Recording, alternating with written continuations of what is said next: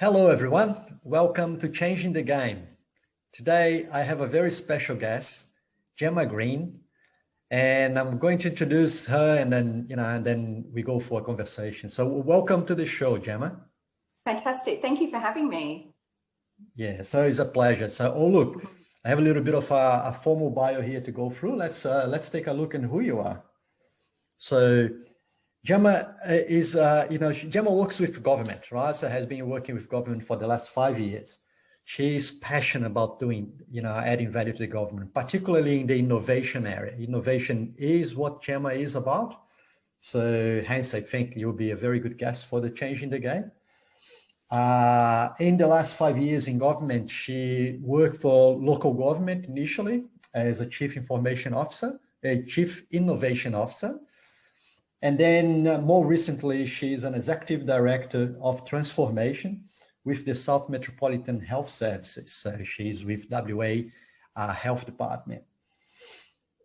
So Jemma was a finalist in 2020 of the Telstra Business Women's Award.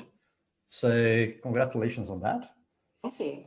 And prior to government, she had another 15 years of career in the private sector, in human resources and business improvement. Innovation, as I mentioned before, is what Jemma is about. So she has been an advocate for it. She has co-designed innovation trainings. She has worked with Harvard professors, worked with the Curtin University, helping to design what is to be education in the innovation. So Jemma is also an advisory board member of the Western Australian Leaders and a healthcare advisor panel. So let's go for it. So Jemma, thank you. That's a nice introduction. This is pretty much a good professional bio. I'm interested to know a little bit more about Jemma as a person. Who are you, Jemma? Yeah, I mean, you touched on it then about being passionate about innovation. And for me, I love to connect people and ideas. And I've been very fortunate in my whole career. I've got to work with people and understanding about people. So it's really being curious is what gets me excited. And I love the fact that I now get to work in that innovation space. But a bit about me. So I was born in England. I lost my accent. It's gone. I'm very Australian now. I moved here when I was 9 years old, and we moved around a lot. We lived in Geraldton. We moved to Perth, lived in Geraldton, moved to Queensland, back to Perth again, which, was quite hard as a child. I went to 9 schools, so 5 primary schools, 4 high schools. And what I had to learn to do was be resilient. I had to be flexible and agile and all of those great things that help you to adapt to a brand new environment and make new connections with people. So I feel like I had a challenging upbringing, but it's absolutely built the skills in me that's enabled me to kind of work in this innovation and transformation space. And not only am I a full-time employee, let's call it, I'm also a mum as well. So I have children, 2 teenage boys, both graduating, one year 6 and year 12. So it's quite a year this year for me, probably an emotional one as I watch my oldest boy really start to become a young man. So it's been quite a year of reflection. It's been great. That's pretty nice. So I hope I can say one day that I lost my accent as well. So for now that's not the case. And I also empathize that I have 2 boys, and one in year 5 and one in year 10. So just, there you go. 1 or 2 years behind you in that sort of experience. So it has been challenging, by the way. So Emma, and you were, so what is the start of your career? You mentioned that you work in the human resources area and business innovation. How was that start? Well, so when I was at high school, I actually thought I was going to have a career as an actress. So I thought, I was going to be the next Home and Away star.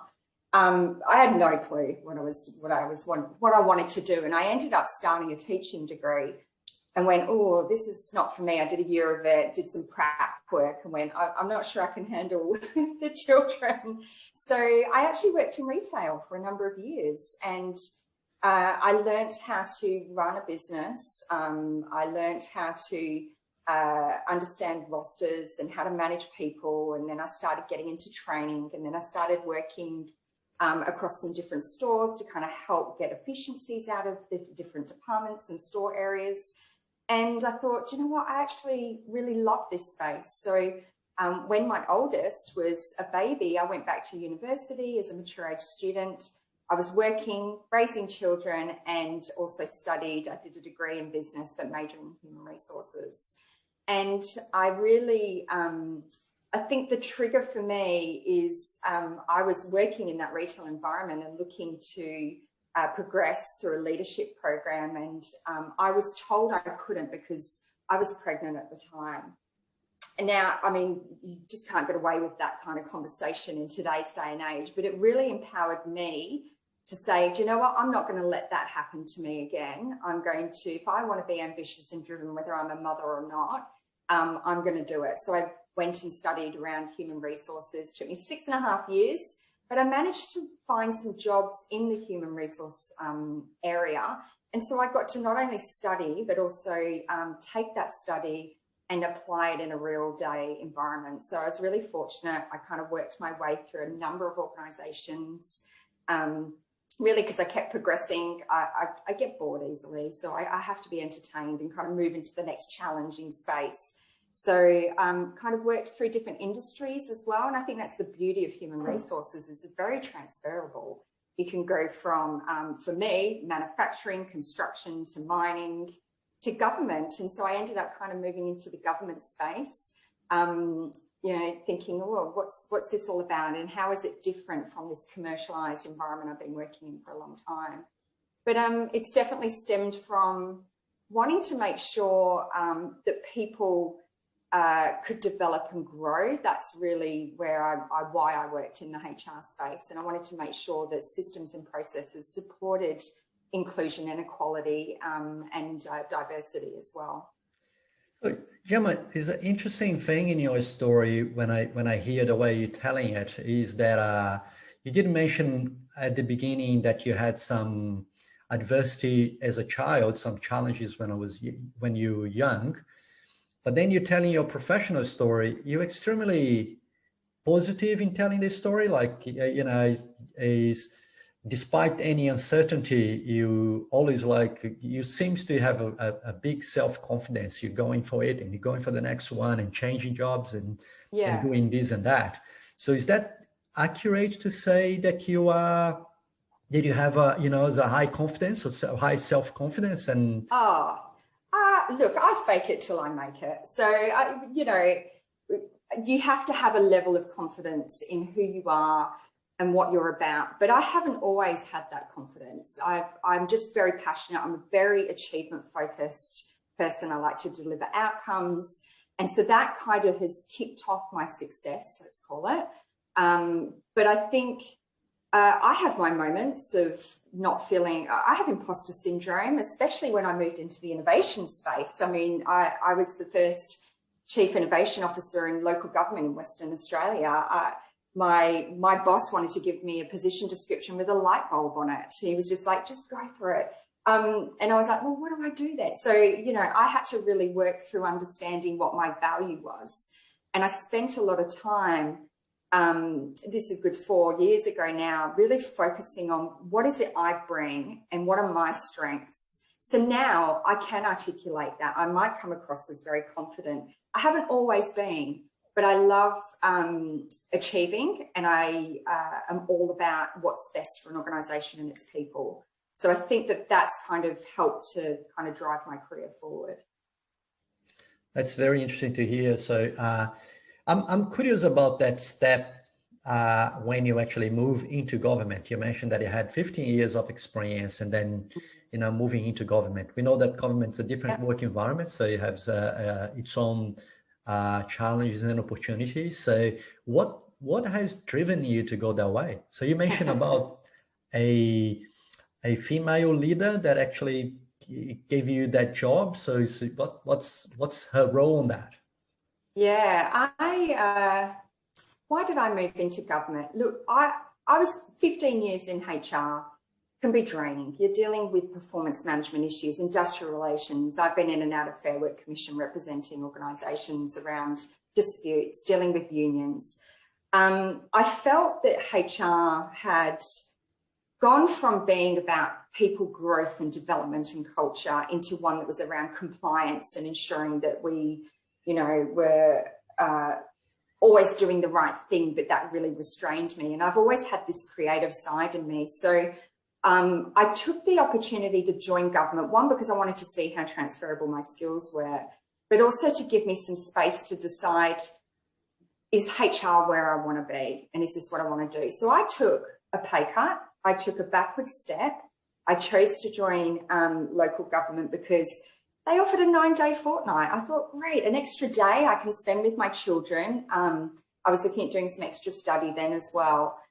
But once I got into government, I'll be honest, the first couple of weeks I thought, what the hell have I done? Because it was just a completely different world to what I was used to.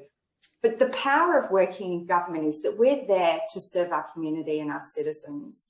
And for me, having that meaning and purpose to the work I was doing meant that I was reinvigorated in that HR space. And I got to support and work across so many different teams, outdoor crews, community-based crews, libraries, corporate services. And I got to see how this beauty of government, and I say beauty because it doesn't ever really get that kind of good rap, but it is beautiful because it's there to help support our citizens and improve quality of life. And we forget that. We talk about the roads and the rates and the rubbish, but actually there are so many people who have dedicated their lives to serve the community that they live in. So once I got into government, I thought, oh, this is quite meaningful and purposeful, and the work I do is helping people. So I think that's why I'm still there. I've obviously moved into health now. Once again, that's around patients and health outcomes and ensuring that quality of life is there. But I think government has been, I didn't probably appreciate it when I went into it, but I definitely appreciate being able to work in government now. That's very interesting. So I'm very curious about the innovation part of it, because you mentioned about being passionate about it and the ability that you have today to actually drive some of those innovations to change what's going on. But I have a question before I go there. So you mentioned about having 2 boys. You mentioned about moving careers and stopping to study and then study again. How did you manage that sort of overwhelming world of being women in business? It's challenging. You're constantly dealing with the push and pull. And I love it when you go to a conference and you've got people talk about, how do you create balance? There's no such thing as balance. It's you go wherever the pull is hardest. If it's your children, if it's going to assemblies, parent-teacher meetings, football training, that's where you go. And you have to learn to negotiate and manage your time effectively if you want to have a career as well. So look, my partner at the time was fantastic support. We both worked together to kind of manage that, I guess, the demands of children and also the pull of work. But look, I operate at a really ridiculous kind of intensity anyway. So I know I'm probably a little bit abnormal in that I can cram a lot into a day and produce a lot of work, but also I'm very organised. So, the kids get to training on time and they get dressed and their shirts are ironed. And sometimes it comes with a little bit of stress and frustration, but it happens. So it's hard work. I won't deny that, but also it's amazing when you get to the end of the day and you think, geez, look at what I achieved today. My kids are happy and my life is good and I get to do great work. Very nice. So that's a very, I think for the girls that will hear that, there is a important piece that you said. So, your perspective of balance Is much more of managing a chaos than seeking for balance. Yeah, absolutely. And find your, you know, your mental health in that stage, you know, in that stage. Yeah, that's always the challenge, the mental health piece. That's, you know, sometimes you forget about yourself, or you're the last on the list. So that's something I'm definitely working on at the moment, is finding those things that take me away from thinking and worrying about everything else to just bring me to be present in the moment. So, but that's a skill to be built. You don't do that naturally when you're being pulled in so many different directions. Very interesting. So look, one of the levers of changing the game that you know I'm giving emphasis is innovation. So tell me more about that. So what is innovation for you in your job today? So what are you doing on that? Yeah, look, I could talk all day, Wilson, on this, but I won't. I'll restrain myself. Well, we have a few minutes. So innovation for me is about change that adds value, and it's a very common definition for innovation. But what I'm really passionate about doing is building the capability of staff and people to have the confidence to be able to bring their ideas forward, because everything comes from an idea. You know, from our mobile phones, the way a building's designed, from the way we deliver our healthcare services, it's all come from people's ideas. And what we have to do as an organisation is create space for these ideas to grow, for these ideas to be nurtured, to be explored, to be tested and validated and piloted, and create proof of concepts that prove that this is better and delivers that value, that change that adds value. So my role in at South Metro at the moment is to really create that space for staff and help them understand that they can have an idea, and we will work through them to kind of look at how we can utilise technology to make it something better, or how we can disrupt behaviour. How can we change the way people act or think or do things? And when we kind of bring the technology and the behaviour and social impact together, that's where game changing is. And so for me, I get to head an innovation centre. I've got some innovation consultants, and we partner with clinicians across the hospitals that we look after to help bring their ideas through this innovation journey, to bring them to life, to transition them into business as usual, and really create some fantastic new models of patient care. So what we've seen in the last year with COVID is this acceleration of virtual connection. I mean, even now we're speaking, we would probably do this in person a couple of years ago. Now we're doing it through, you know, video conference. True. And I think that's opened up a whole new world and acceptance now within the health industry to utilise virtual models of care. And now we've got some phenomenal projects. I mean, some of them, I'll be honest, I think are probably going to be world leading by the time we implement them. We're looking at how we tele-triage patients before they even come to ED. We're looking at how we provide a virtual clinic that deals with fractures, basic fractures. We've got virtual immunology clinics that have reduced wait times for children from years down to months. I mean, that's impact, that's value. And I guess that's where I see my role is to help bring people along, build confidence, get them excited about bringing their ideas forward, and making real change that adds impact. So yeah, I feel very fortunate. It's not a common kind of role. It's becoming more common having innovation and transformation in government, but it's really been lacking. And I think if we're going to take a positive out of this whole pandemic we're experiencing, is that it's the advancements in technology and this openness, and also how quick we can actually move if we remove some of these barriers that we love to self-impose. We can really do some quite incredible things. And why shouldn't we when we're dealing with humans and citizens of this world? Very nice. So I know that before the state government, you were involved in an initiative where ideas would come from the community, and you know, as particularly in during the COVID period, where ideas from the community come and you try to push them through that sort of innovation life cycle. So have you seen Do you have a story to share with us of something that came from that sort of community ideas that became something new, Yeah. changing? We were, so this was, to give some context for people who may not know what this was about. So COVID happened, and the Public Sector Commission for Western Australia has this great ideas management system. So capturing ideas, and we were using it for public sector employees and getting ideas about how we can improve our services and the way we deliver business.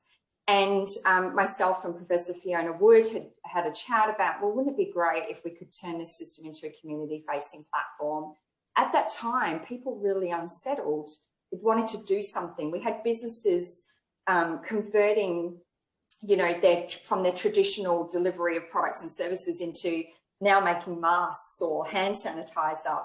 And so we really wanted to harness the want and the drive to help from our business community. And so by opening up this platform, which we were able to convince government that we should do this, and of course, opening up that other pathway, that other communication channel can be a bit of a risk, but I'll give credit to the state government for opening it up and engaging with community at a time of need.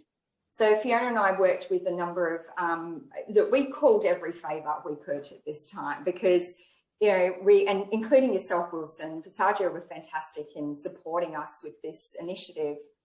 We didn't have funding, but we knew we could bring together a group of people who could evaluate the community ideas and then kind of work out, well, what could we do? And we ran a few, I think we evaluated 150 ideas or close to it in 12 weeks. We ended up going down quite a few rabbit holes to explore a few things. We ended up kind of sitting on about 6 key projects, things like utilising drones for sanitisation of community facilities. We looked at smart chemistry, so talking to the really incredible smart people we have in Western Australia around how can we visualise the virus on a surface? How do we clean these surfaces off? But how do they become self-cleaning? And there's some research that's been explored through just that project and the kind of think tank we put together around that. Another great initiative was we had schools actually approach us around, we want to embrace our students into doing something that's real world.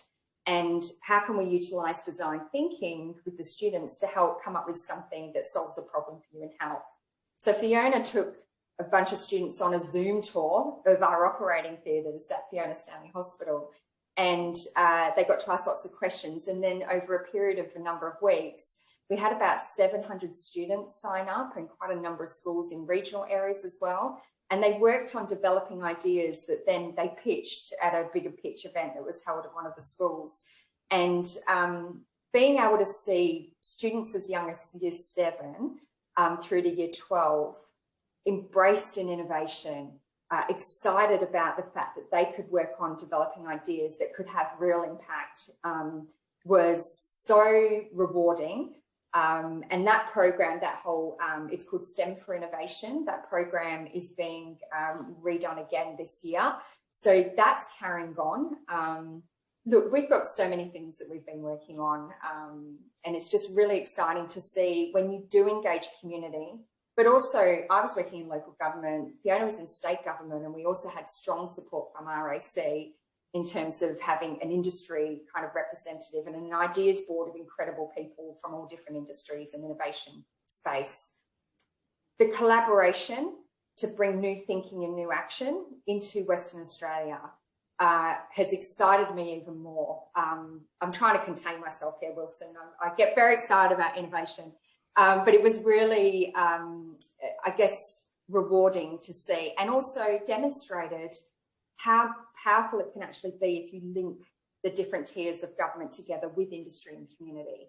So, and I think that's the future of innovation, is if we don't work together, how can we possibly build the greatest state? I mean, we're already the greatest state in Western Australia, but how can we build the most innovative and advanced state with the best quality of life?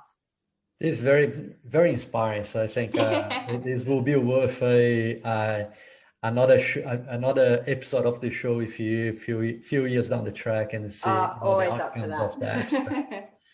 Jemma, one of the things that you mentioned as part of the programs you're involved with is the involvement of school children. Mm. I think you're quite familiar with the fact that as part of the Changing the Game show, so one of the other levers that that's very close to my heart is the diversity, in particular the gender diversity. Mm. So one of the things that we know, so while innovation is across the board in all professions and etc., so we do have this trend about the jobs of the future, the new careers, the new roles, and there are a number of them that are related to STEM careers, right? It's science, technology, engineering, and maths. So we have been putting a big effort to actually increase the diversity, and in particular the gender diversity in our group that works in a STEM area. The number of the girls, not surprisingly, is small when it comes to this area, and we're looking at what can we do to increase those numbers. So somehow we have that sort of gut feeling that some of the response is in the education, the children's education, while they're still in primary and high school.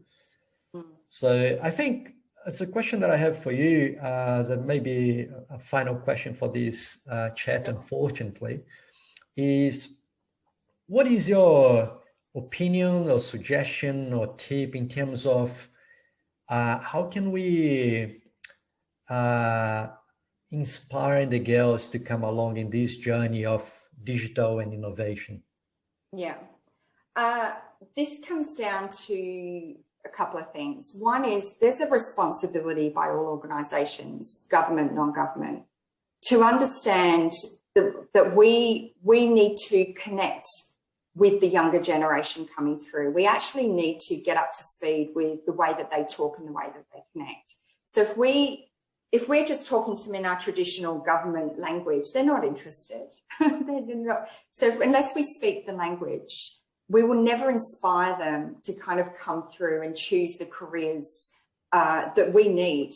I'm not sure we've actually really taken stock of the skills that we need for the future. I think we're seeing more and more data scientists, we're seeing more and more coders.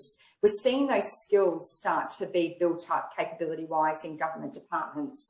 And I think that's exciting, but that connection point between what's happening, where we need to go, and how we bring the next generation through is quite a challenge. So we need to be building more programs or relationships and opportunities for work experience to see how the work that they do connects with what's being delivered for our community or our citizens. So I think more opportunities, and this is why I love this program and what you're doing, because it's raising the profile of women who are making a difference, making an impact in each of those different fields, innovation or science or technology.